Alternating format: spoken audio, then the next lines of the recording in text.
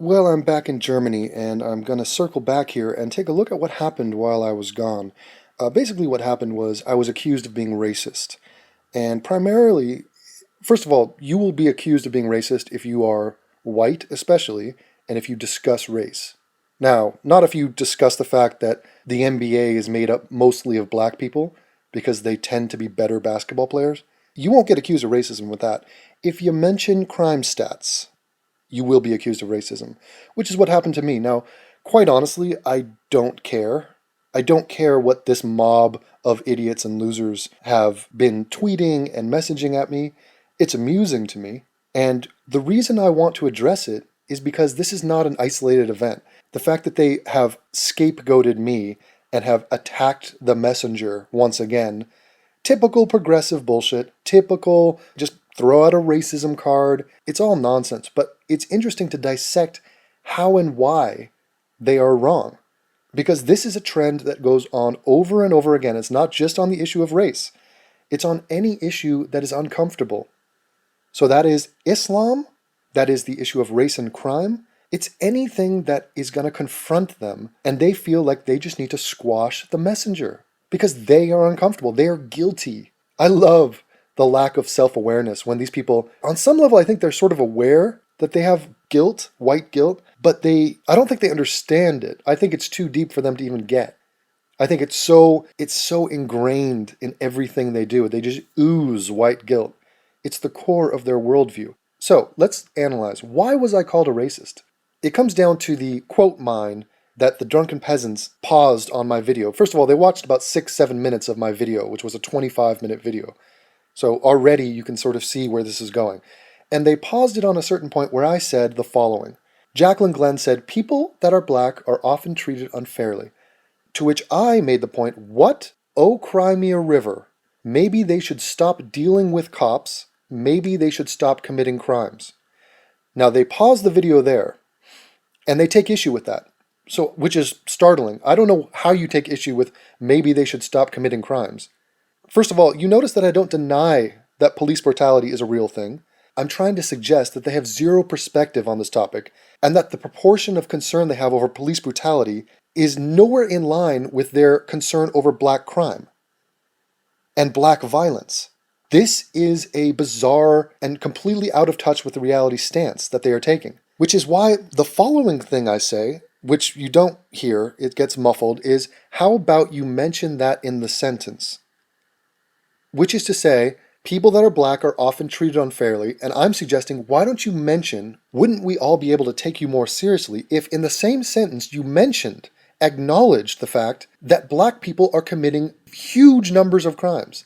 And that is why they are upping their chances of having non-satisfactory encounters with police, because they are constantly committing crimes.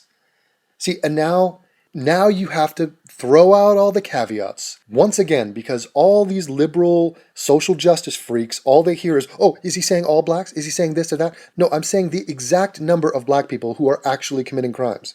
That's who I'm talking to. So when I say maybe they should stop committing crimes, I'm not referring to all black people. I'm not referring to Will Smith and President Obama. I'm referring to the black people who are committing crimes. Maybe they should stop. I also love, how do you take an issue with that? What is the alternative to that? Maybe they should not stop committing crimes? You're in favor of black crime. It's astonishing. The shit is astonishing. And the numbers are not close. This is what I am talking about for all you science geeks out there who want to see all the graphs and all the stats. Here it is, okay? The secret is out, in case you've been blind, willfully blind, to the obvious fact that the black community perpetrates way more crime, especially violent crime. Here's a figure: homicide offending rates by race from 1980 to 2008. Now here's a little point I'd like you to pay attention to. This is per capita. You fucking idiots. Do you know how many people out there have no concept of what per capita means? You would be amazed. I will do an entire video on the number of comments I got where these loser fanboys of the drunken peasants would come onto my channel and are like, I did a Google search and I found out that white people committed more crimes overall. Totally oblivious to the fact that there are more white people in the country, vastly more. Look at this graph. Just look at it. Let's just breathe this in. Look at this graph. I mean, this is checkmate shit right here.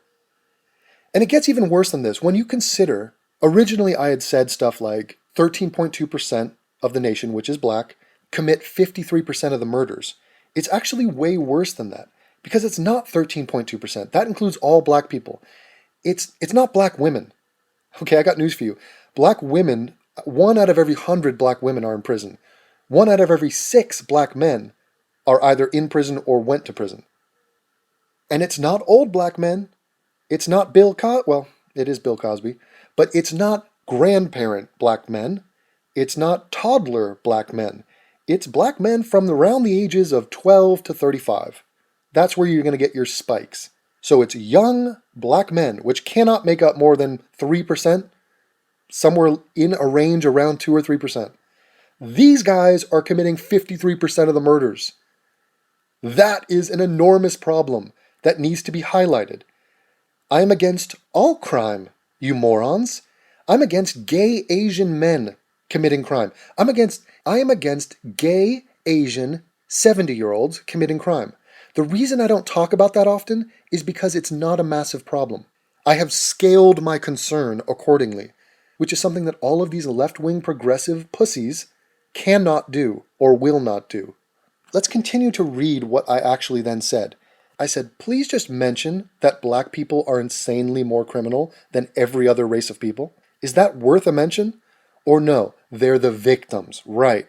So while they're committing crimes, while they are killing infinitely more people than every other race in America kill, they're getting victimized. Oh, I'm supposed to feel bad for that? Fuck that. But thank you, Jacqueline, for not just fighting against police brutality. No, fighting police brutality when it comes to black people. That's your noble crusade. That's your exorcism of your white guilt. And so now, what is their comeback here? What is the response that we get from the other side? They have harped on the word choice that I said when I said infinitely more people, and have taken that as a hyper-literal interpretation of what I was saying. They think I meant literally infinitely more. So black people commit an infinite amount more crimes than white people. That's the level of absurdity that they have to go to. So obviously my choice of words there is an exaggeration meant to highlight the extreme difference in this graph. I understand, you mouth breathers, that it's not infinitely more. Can you believe I have to explain that?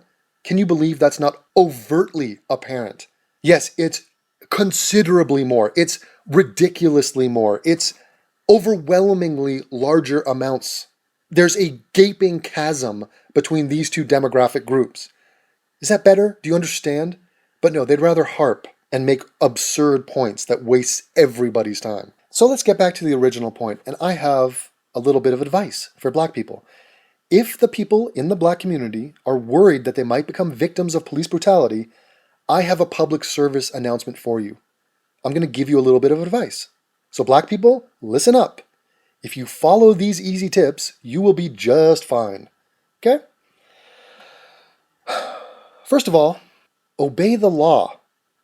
Laws were made for a reason. You understand? Think of them as hints. That means don't carjack, don't commit armed robbery, don't commit arson, don't sell drugs, don't buy drugs, don't stab people, and don't shoot people. You probably won't get your ass kicked by the cops if you just use common sense. For example, if you jump a subway turnstile, okay, you might just get off with a warning from the cops. But if you jump a turnstile carrying a loaded gun and smoking a joint, then maybe you need to get your ass kicked. So let's look at the situation with Rodney King. Rodney wouldn't have gotten his ass kicked if he had followed this simple tip. When you see flashing police lights behind you in the mirror, stop immediately. Everybody knows that if the police have to come and get you, they're bringing an ass kicking with them. Here's another tip.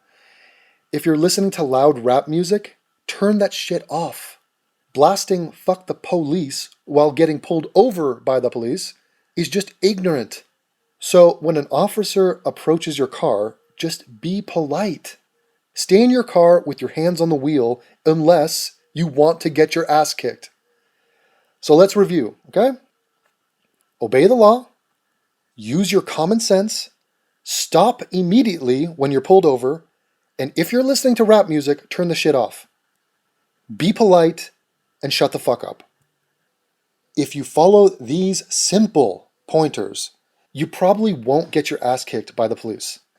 People in the black community, myself, often worry that we might be a victim of police brutality. So, as a public service, the Chris Rock Show proudly presents this educational video.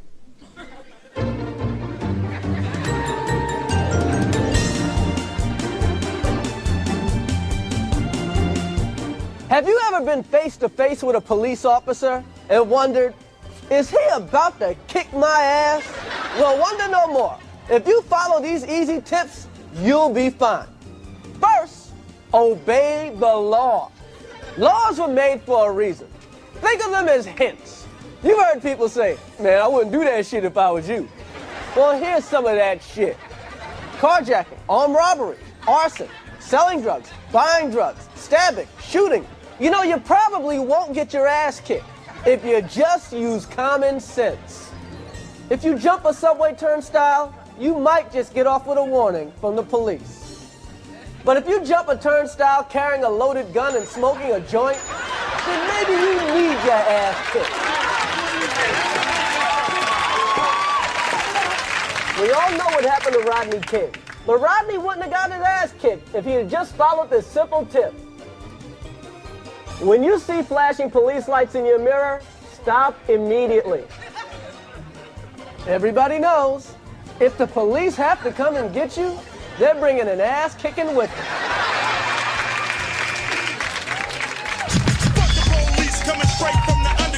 Here's a no-brainer. If you're listening to loud rap music, turn that shit off. Blasting "fuck the police" while you're getting pulled over by the police is just ignorant. When an officer approaches your car, be polite. Is there a problem, officer? And stay in your car with your hands on the wheel. What the fuck you want, motherfucker? Unless you want your ass kicked. Want to give a friend a ride? Not so fast. Your friend might be crazy. Now, before you let your friend in your car, ask them these questions. Do you have a gun? Do you have drugs? Do you have any warrants? And in case you do get pulled over by the cops, License and registration, please. remind your friend to do this one thing. Shut the fuck up. Man, don't give him shit. What the fuck you want?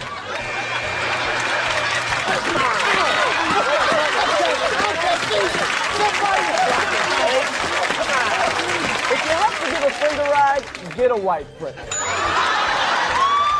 A white friend can be the difference between a ticket and a bullet in the ass. Here's a tip you should never forget. If your woman is mad at you, leave her at home. Because a mad woman will say anything. He got weed! He got weed! If your woman is mad at you, there's nothing she'd like to see more than you getting your ass kicked. That's right! Kick his motherfucking ass! Take his weed too! He got weed! He got weed! Now let's review. Obey the law. Use common sense. Stop immediately. Turn that shit off. Be polite. Shut the fuck up. Get a white friend. And last but not least, don't ride with a mad woman. If you follow these simple pointers, you probably won't get your ass kicked by the police.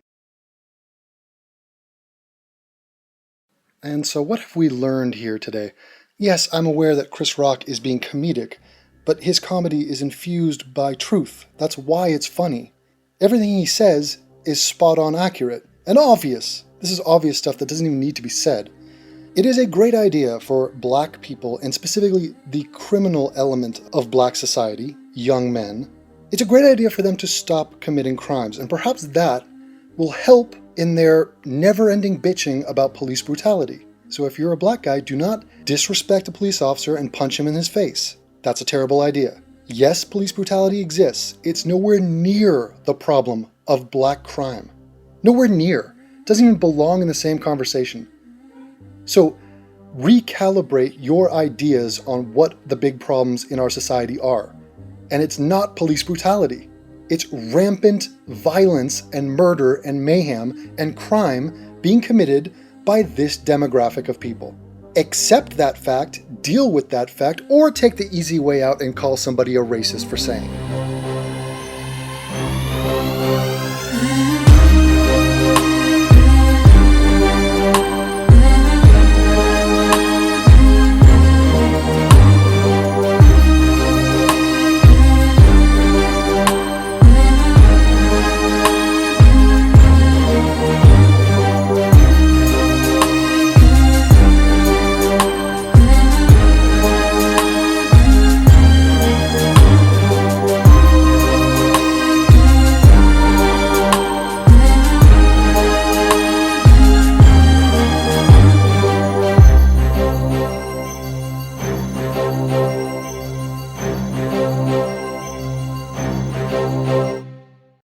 The demonstrators protesting the shooting death of Michael Brown a month ago. And joining us now from Los Angeles, Alfonso Rachel, a commentator on PJTV. So you watched the story from the beginning. What's the headline for you as it unfolds? Well, look, if you want cops to not shoot black people, do things like don't rob liquor stores, and if you're protesting, don't throw things at cops. Look, I'm sad about the death of Mike Brown. I really am. I don't know what happened. I'm not going to sit here and try to pretend like I do. But I know that there are certain things that lead up to this tension between cops and civilians, and doing things like robbing liquor stores and trying to bully people and getting out there and throwing things at cops ain't going to help the situation much.